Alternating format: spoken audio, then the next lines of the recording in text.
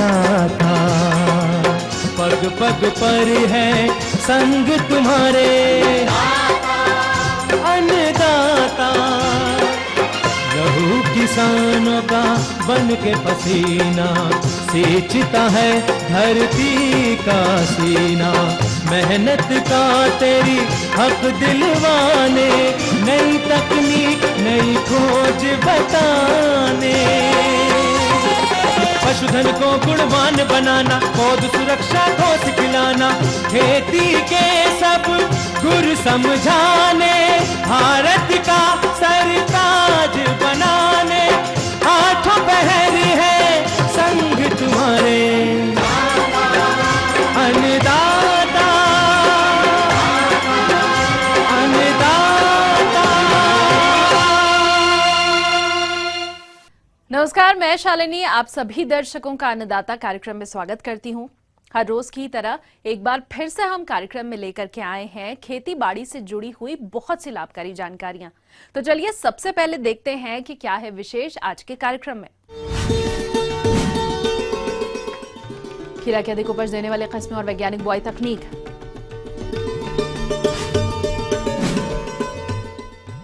सरसों की कटाई गहाई और भंडारण करते समय सावधानियां,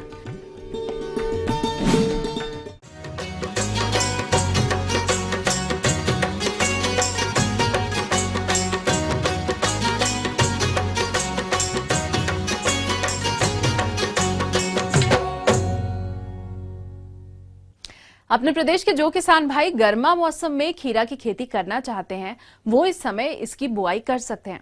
लेकिन खीरा की फसल से अधिक पैदावार लेने के लिए आपको उन्नत किस्म का चयन करके इसकी बुआई वैज्ञानिक तकनीक से करनी होगी, तभी आप खीरा की फसल से अधिक उपज प्राप्त कर सकते हैं।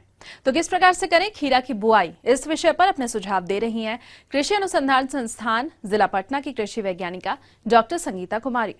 अभी गर्मा समय चल रहा है, तो गर्मा मौसम में जो है गर्मा मौसम की जो खीरा है लगाने का जो समय हमारा है 15 जनवरी से पूरा मार्च तक लगाया जा सकता है।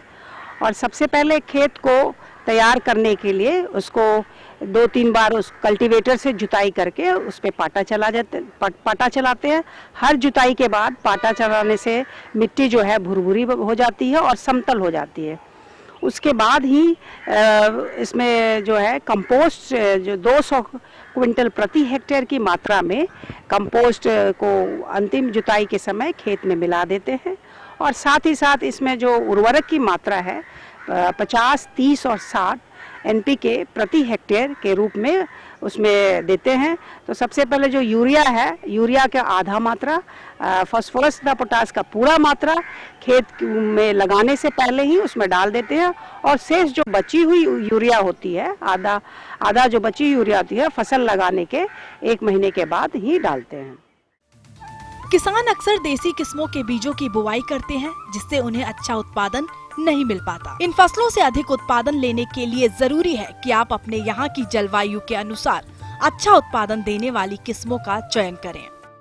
तो इस समय जो है अच्छी जो जापानी लॉन्ग ग्रीन है, स्ट्रेट 8 है, चाइना है, पंजाब सिलेक्शन है, बालम खीरा है, खीरा पुणे, ये सब सारे जो है अनुशंसित प्रजातियां इसको किसान भाई हमारे लगा सकते हैं। भरपूर पैदावार लेने के लिए जरूरी है कि इनकी बुवाई निश्चित दूरी पर की जाए, ताकि इन फसलों की बढ़वार अच्छी हो। जो लगाने की जो विधि होती है उसमें पहले जो है गहरा ये मिट्टी को जो है एक जगह ये करके गड्ढा बना करके उसमें बीज की जो 3 से 4 जो बीज है उसमें डाल देते हैं। और उसके बाद जो लगाने की जो दूरी है, पौधे से पौधे की दूरी 90 सेंटीमीटर तथा जो पंक्ति से पंक्ति की दूरी जो है 150 सेंटीमीटर होनी चाहिए। जब पौधे हमारे अंकुरित हो जाए और अच्छा इसमें देख ले कि भाई 3-4 जो उग आए हैं उसमें से सिर्फ 2 ही को रखें, जो अच्छा जमा हुआ है, जो फसल अच्छा है, बीमारी रहित है, 2 ही बीज को जो जमा हुआ है उसको अंकुरित बीज को उसमें रखना है, बाकी को हटा देना है। गर्मी के मौसम में इन फसलों में सिंचाई बार बार करनी पड़ती है। इस कारण खरपतवार समस्या अक्सर देखने को मिलती है। ये खरपतवार फसल की पतवार में बाधा तो डालते ही हैं, साथ में हानिकारक कीट व रोगी की शरण स्थली का काम भी करते हैं। तो पौधा लगाने के बाद इसमें जो सिंचाई है गर्मी के समय में 2 से 3 दिनों के अंतराल पर सिंचाई करते रहते हैं और समय समय पर इसमें निकाई गुड़ाई करते रहें। जब फसल जब हमारा छोटा है तो उस समय निराई गुड़ाई खरपतवार जरूर करें और जब फलने फूलने की स्थिति में खीरा आ जाता है तब उस समय कोशिश किया जाए कि उसमें खेत से खरपतवार नहीं निकाले।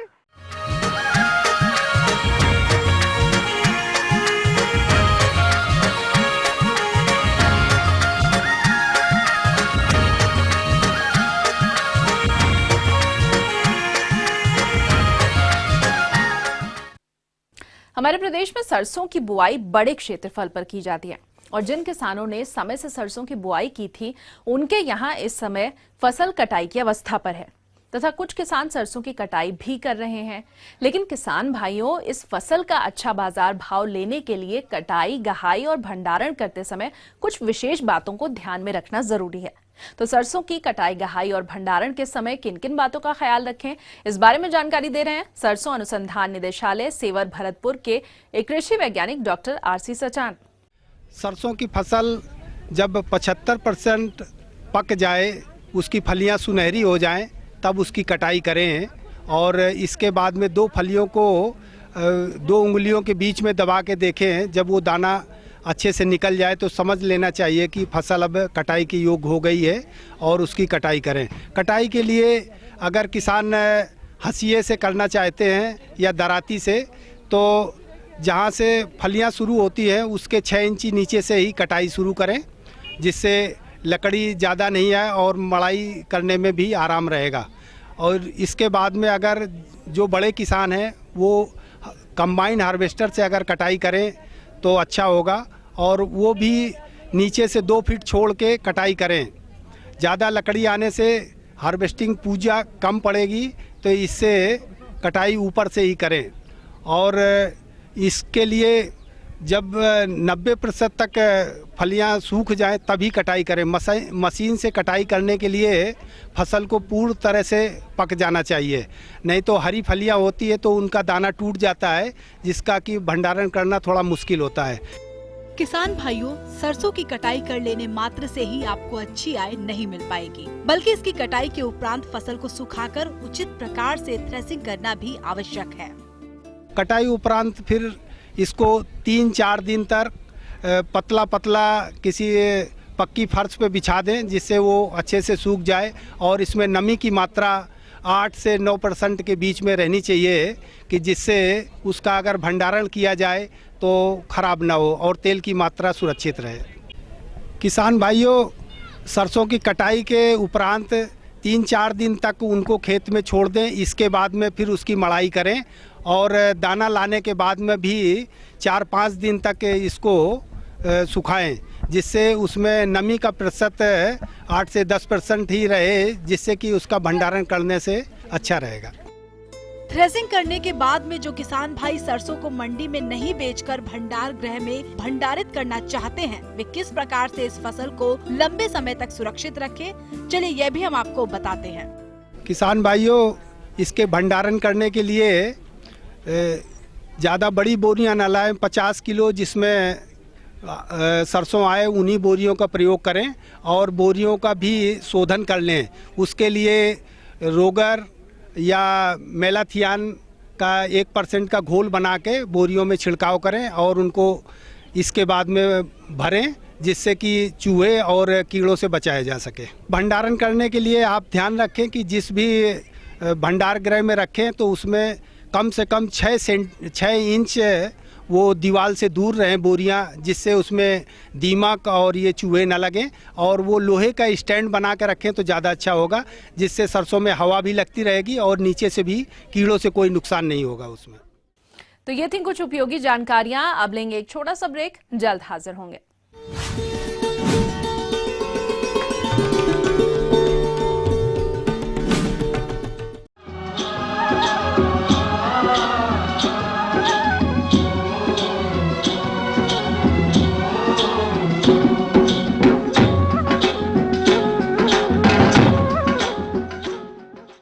ब्रेक के बाद एक बार फिर से आप सभी दर्शकों का अन्नदाता कार्यक्रम में स्वागत है। बढ़ते हैं अगली प्रस्तुति की ओर।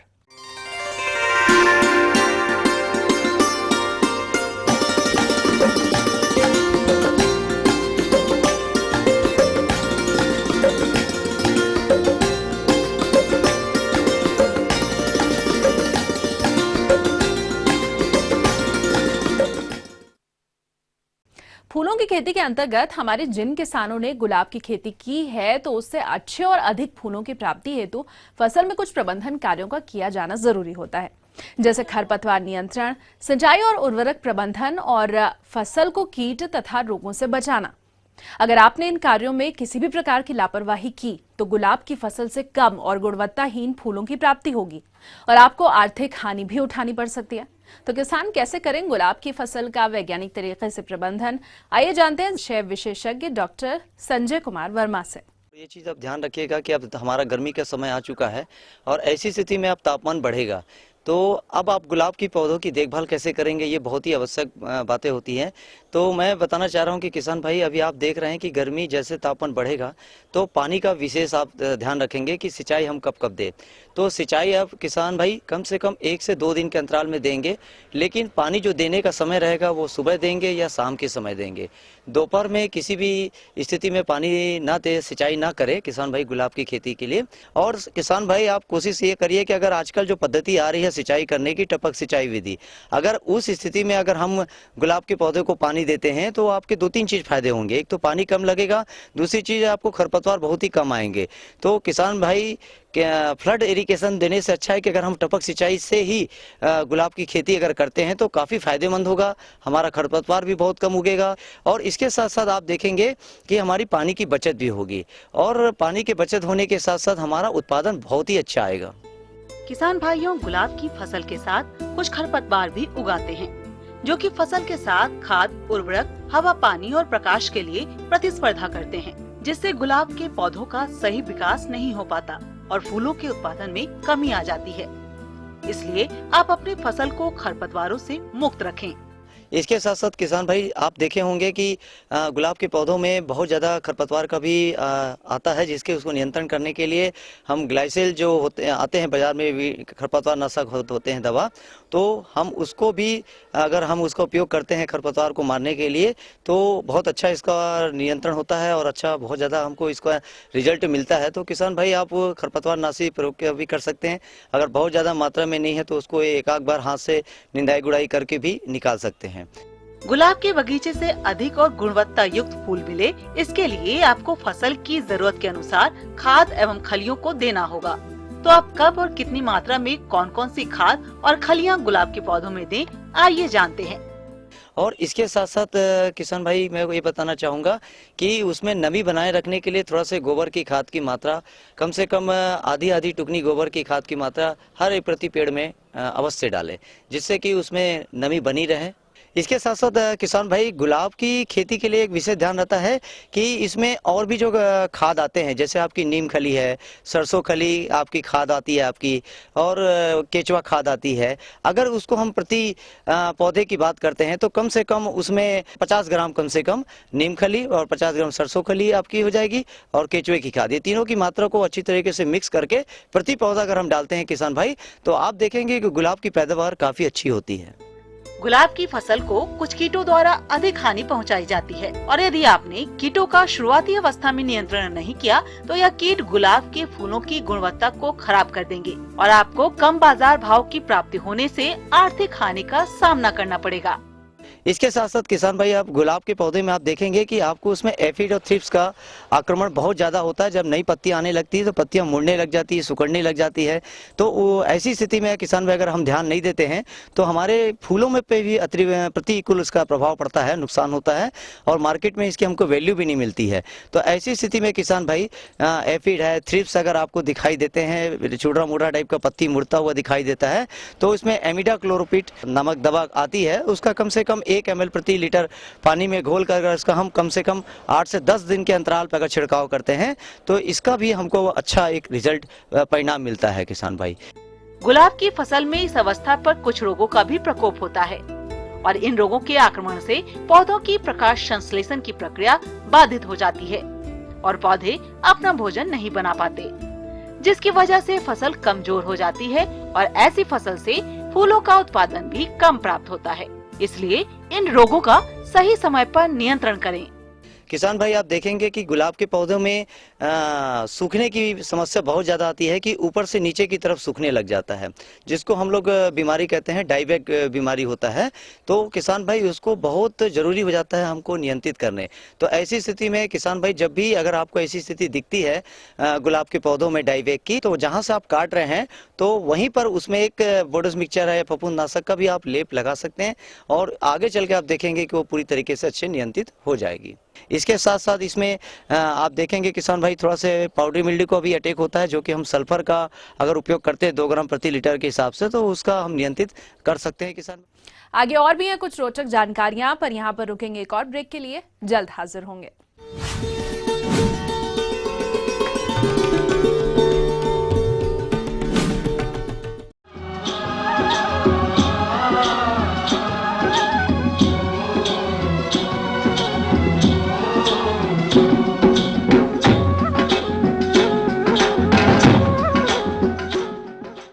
ब्रेक के बाद आप सभी दर्शकों का एक बार फिर से स्वागत है और चलिए अब रुख करते हैं अगली कड़ी की ओर।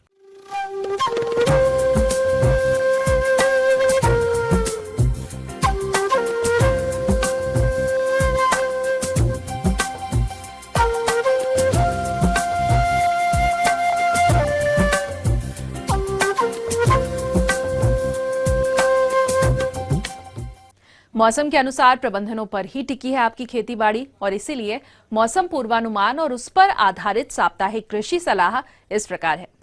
ग्रामीण कृषि मौसम सेवा भारत सरकार, बिरसा कृषि विश्वविद्यालय कांके रांची एवं राजेंद्र कृषि विश्वविद्यालय पूसा समस्तीपुर द्वारा भेजे गए मौसम पूर्वानुमान के आधार पर किसान भाइयों को सलाह दी जाती है कि जिन किसान भाइयों के पास गर्मा धान का बिचड़ा रोप लायक हो गया हो, वे इसकी रुपाई की तैयारी करें। रुपाई से पहले खेत की भली भांति जुताई कर कादो कर लें। इसके बाद 2 से 3 बिचड़े 20 सेंटीमीटर कतार से कतार एवं 15 सेंटीमीटर पौधे से पौधे की दूरी रखते हुए रुपाई करें। जो किसान भाई धान का रोपा कर चुके हैं, वे खेत में जल जमाव बनाए रखें। जिन किसान भाइयों की गेहूं की फसल इस समय बाली निकलने की अवस्था है, उसमें सिंचाई करें। आलू की फसल के बाद खेत खाली होने पर जिन किसान भाइयों के पास सिंचाई की सुविधा सीमित है, वे मूंग एवं उड़द की बुआई कर सकते हैं। इसके लिए उन्नत किस्में इस प्रकार से हैं।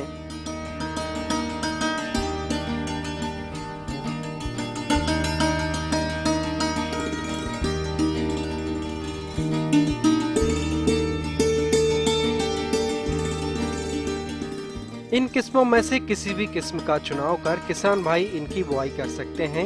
बुआई से पहले बीजों को राइजोबियम एवं फफूंदनाशक दवा से अवश्य उपचारित कर लें। गर्मा फसल की बुआई से पहले मिट्टी में पर्याप्त नमी की जांच कर लें। नमी के अभाव में बीजों का अंकुरण प्रभावित हो सकता है। फलस्वरूप पौधों की संख्या में कमी होने की वजह से उपज प्रभावित होगी। गर्मा मौसम की सब्जियां जैसे भिंडी, कद्दू, करेला, खीरा एवं नेनुआ आदि की बुआई करें। इसके लिए भिंडी की उन्नत किस्में इस प्रकार से हैं। लौकी की उन्नत किस्में इस प्रकार से हैं। नेनुआ की उन्नत किस्में इस प्रकार से हैं।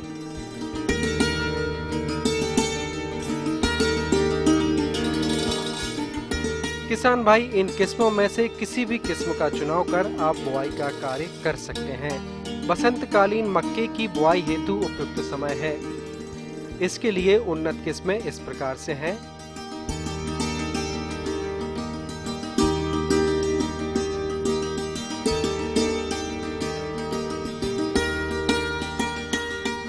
बढ़ते हुए तापमान को देखते हुए सब्जियों की लगी हुई फसल जैसे चना, मटर, टमाटर, बैंगन, पत्ता गोभी आदि में नमी की मात्रा को देखते हुए हल्की सिंचाई करें। जिन किसान भाइयों की आलू की फसल खुदाई योग्य तैयार हो गई हो, वह शीघ्र ही इसकी खुदाई का कार्य करें। कद्दू वर्गीय सब्जियों में लाल भृंग कीट का आक्रमण होने पर इसकी रोकथाम हेतु क्लोरपाइरिफास कीटनाशक दवा 4 मिलीलीटर प्रति लीटर पानी में घोल बनाकर अच्छी तरह से पौधों पर छिड़काव करें।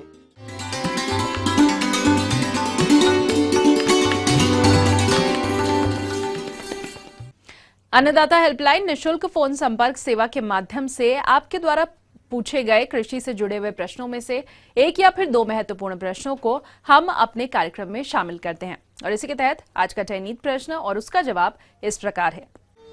अन्नदाता निशुल्क फोन संपर्क सेवा के माध्यम से कार्यक्रम में आज जो प्रश्न हमने शामिल किया है उसे पूछा है जिला पटना से इंद्रजीत कुशवाहा ने। यह विभिन्न फसलों की खेती करते हैं जिनमें भभूतिया रोग का प्रकोप हो रहा है और यह इसके नियंत्रण पर जानकारी चाहते हैं। तो इंद्रजीत कुशवाहा जी, आपकी जानकारी हेतु देखिए कार्यक्रम का यह अंश। किसान भाइयों, जिस हिसाब से तापमान बढ़ रहा है उस हिसाब से आप देखेंगे कि जितनी भी सब्जियां हैं, टमाटर है, बैंगन है, मटर है या फलदार पौधे हैं जैसे आम है, बेर है, इनमें पाउडरी मिल्ड्यू या जिसको छाछा रोग कहते हैं, इसकी शिकायत आने लगी है और इस रोग का आक्रमण अब बढ़ने वाला है। तो इस वक्त हमें सजग रहने की आवश्यकता है। किसान भाई इस रोग को छाछिया रोग के नाम से भी जानते हैं। जैसा कि नाम से ही पता चल रहा है कि पौधों की पत्तियों, टहनियों पर सफेद रंग का पाउडर सा छा जाता है जिससे फसलों में भारी नुकसान होता है। इसमें आप देखेंगे कि सफ़ेद रंग का जो पाउडर है या फफूंद है वो पत्तियों की निचली सतह पर फैल जाता है, जिससे उस पर तने पर भी फैल जाता है। इस वजह से आप देखेंगे कि पौधे की प्रकाश संश्लेषण में भी बाधा उत्पन्न होती है और फसल पे उत्पादन पे भी इसका प्रतिकूल प्रभाव पड़ता है। तो किसान भाइयों, इस नुकसान को देखते हुए ये जरूरी हो जाता है कि फसलों में इस रोग का समय रहते नियंत्रण करें। तो आप किस प्रकार से करें छाछिया रोग का नियंत्रण, ये भी हम आपको बताते हैं। तो पाउडरी मिल्ड्यू या छाछिया रोग के नियंत्रण के लिए किसान भाइयों हमें केराथिन है या केलेक्सिन है, हमें इसको 1 मिलीलीटर प्रति लीटर पानी के हिसाब से हमें छिड़काव करना है, या घुलनशील गंधक का हमें 2 ग्राम प्रति लीटर पानी के हिसाब से हमें इसको पाउडरी मिल्ड्यू से निजात पाने के लिए हमें इसका छिड़काव करना है। और आइए अब देखते हैं कल दिखाए जाने वाले कार्यक्रम की मुख्य झलकियां।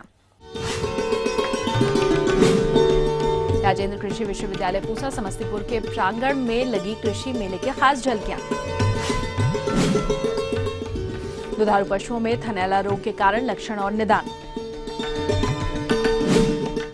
हम ये उम्मीद करते हैं कि आज का कार्यक्रम आप सभी दर्शकों के लिए उपयोगी रहा होगा। किसान भाइयों, अन्नदाता आपकी सेवा के लिए संकल्परत है। कृषि संबंधित समस्या और सुझावों के लिए आप हमें इस पते पर संपर्क कर सकते हैं। प्रोड्यूसर अन्नदाता, ETV Bihar Jharkhand, Ramoji film city, Hyderabad 501512। साथ ही आप हमें ईमेल भी कर सकते हैं।